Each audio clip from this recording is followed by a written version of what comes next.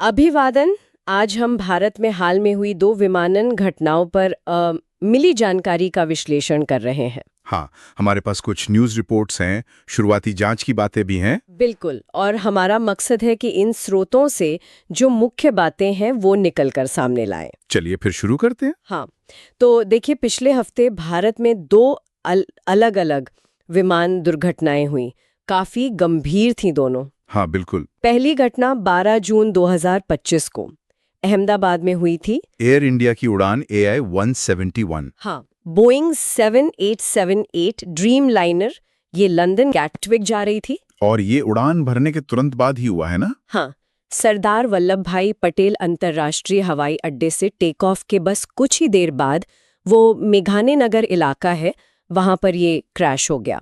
इसमें सवार लोगों की संख्या भी काफी ज्यादा थी। बहुत ज्यादा, 230 यात्री और 12 क्रू सदस्य, मतलब कुल 242 लोग विमान में। और रिपोर्ट्स के मुताबिक सिर्फ एक ही व्यक्ति बच पाया। हाँ, दुखद है कि विमान में 241 में से 240 लोगों की जान चली गई और जमीन पर भी असर पड़ा। कम से कम 38 लोगों की मौत वहां भी हुई। तो कुल मिलाकर ये आंकड़ा कम से कम 279 तक पहुंच गया। बहुत ही भयानक हादसा। और वो जो एक व्यक्ति बचा वो ब्रिटिश नागरिक था शायद। हाँ, एक ब्रिटिश नागरिक, वो किसी तरह आपातकालीन निकास से निकलने में कामयाब रहे। और एक मेडे कॉल की भी बात सामने आई है। हाँ, उड़ान भरने के बाद जब विमान लगभग 625 फीट की ऊंचाई पर था, तब एक मेडे कॉल की गई और फिर संपर्क टूट गया। शुरुआती जांच किस तरफ इशारा कर रही है, कुछ पता चला है? जो शुरुआती रिपोर्ट्स हैं वो दोहरे इंजन की विफलता की संभावना बता रही हैं। दोनों इंजन फेल एक साथ, ये तो बहुत ही रेयर होता है, खासकर 787 जैसे आधुनिक विमान में। बिल्कुल, और एक और दिलचस्प बात सामने आई है। क्या? कि रैम एयर टरबाइन, जिसे RAT कहते हैं, उसके तैनात होने के संकेत मिले हैं। अच्छा, RAT यानी वो इमरजेंसी वाली छोटी टरबाइन? हाँ, जो बिजली फेल होने पर हवा से बिजली बनाती है। इसका मतलब है कि विमान की पावर सप्लाई में कोई बड़ी गड़बड़ी हुई थी एकदम से। सही।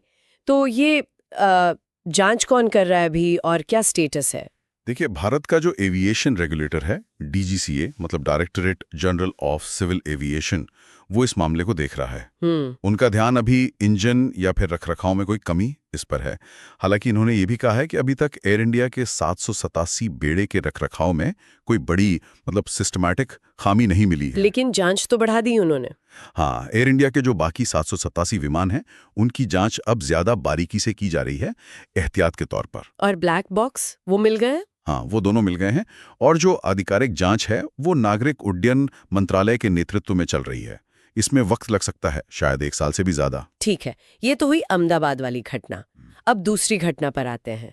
वो उत्तराखंड में हुई थी 15 जून को। हाँ, वो एक हेलीकॉप्टर दुर्घटना थी गौरीकुंड के पास। ये तीर्थयात्रियों को ले जा रहा था केदारनाथ से गुप्तकाशी। सुबह का वक्त था शायद, करीब 5:30 बजे। हाँ, और गौरीकुंड के पास एक जंगली इलाके में ये क्रैश हो गया।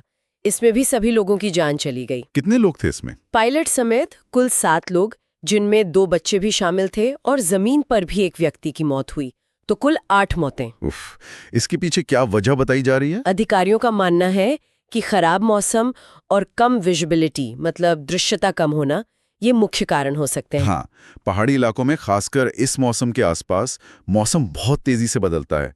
ये एक बड़ा चैलेंज रहता है। बिल्कुल, और इसी वजह से जो ऑपरेटर थे आर्यन एविएशन, उनके उस क्षेत्र के हेलीकॉप्टर संचालन पर रोक लगा दी गई है। अस्थायी रोक होगी शायद, जब तक DGCA सुरक्षा प्रोटोकॉल की समीक्षा न कर ले। हाँ बिल्कुल, जब तक DGCA पूरी तरह से जांच न कर ले। तो मतलब जून के महीने में ये 2 बड़ी त्रासदियां, एक तरफ अहमदाबाद में इतना बड़ा हादसा, बोइंग 787 जैसा विमान, और इतनी जाने गईं, और केवल एक सर्वाइवर। हाँ, और दूसरी तरफ उत्तराखंड में ये हेलीकॉप्टर क्रैश, जहां मौसम एक बड़ा फैक्टर लग रहा है।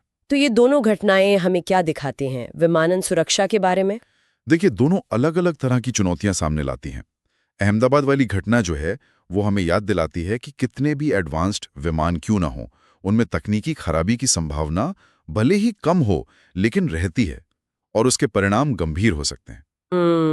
और वहीं उत्तराखंड की घटना ये दिखाती है कि ऑपरेशनल फैक्टर्स जैसे मौसम, इलाका, खासकर छोटे विमानों या हेलीकॉप्टरों के लिए कितने बड़े जोखिम पैदा कर सकते हैं। मतलब एक तरफ टेक्नोलॉजी की जटिलता और दूसरी तरफ प्रकृति और संचालन की चुनौतियां। बिल्कुल, और दोनों ही मामलों में अभी जांच चल रही है। अंतिम नतीजों का इंतजार करना होगा। तो इन स्रोतों को देखने के बाद एक बात तो साफ है कि तकनीक कितनी भी आगे बढ़ जाए, अप्रत्याशित फेलियर हो सकते हैं। हाँ, और साथ ही जो प्रकृति की ताकतें हैं या ऑपरेशन से जुड़ी जमीनी हकीकतें हैं, वो हमेशा एविएशन सेफ्टी के लिए एक चुनौती रहेंगी। बिल्कुल, ये सोचने वाली बात है कि भविष्य में इन दोनों ही तरह के जोखिमों को और कम करने के लिए क्या कदम उठाए जा सकते हैं।